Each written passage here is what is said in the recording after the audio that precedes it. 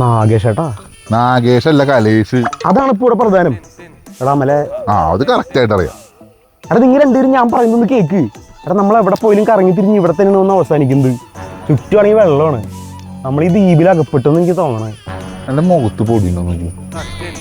എടാ എന്റെ മുഖത്തുണ്ടോ നോക്കിടാ. എടാ മണ്ടന്മാരെ, നിങ്ങൾക്ക് രണ്ടുപേരും ഞാൻ പറഞ്ഞ് മനസ്സിലാവുള്ളേ. നമ്മൾ ഈ ദ്വീപിൽ അകപ്പെട്ടേക്കാണ്. നമ്മൾ തിന്നാനും കുടിക്കാനും ഒരു സാധനം ഇല്ല. നമ്മളാണെങ്കിൽ ഒരു കുപ്പി വെള്ളമുള്ളൂ. ഇത് കുടിക്കുകയാണെങ്കിൽ തന്നെ ക്യാപ്പിൽ ചിത്രീച്ച് കുടിക്കണം. വെള്ളം വേസ്റ്റ് ആകാതെ നോക്കണം. ഞാനാണെങ്കിൽ ഇവിടുന്ന് കഷ്ടപ്പെടാൻ എന്തെങ്കിലും വഴിയുണ്ടോ നോക്കട്ടെ. ഞാൻ പറയുന്നത് മനസ്സിലാവുള്ളേ.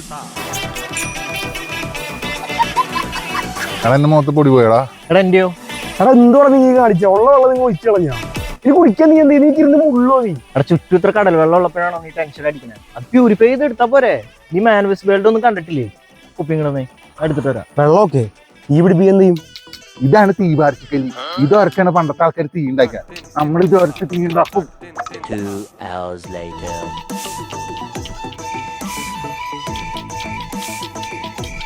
ഈ തീ പറിച്ചിക്കല്ല് കത്തുന്നൊന്നും എനിക്ക് തോന്നണല്ല. അതിനുമ്പോ അത് ലൈറ്റർ വെച്ച് കത്തിച്ചാ പോരെ. ഈ സാമാനം എന്റെ നീ എന്നെ കൊണ്ട് ഇത്രയൊക്കെ ഉറപ്പിച്ചത് നേരത്തെ തന്നുകൂടായിരുന്നടാ. നീ എന്റെ അടുത്ത് ചോദിച്ചാ.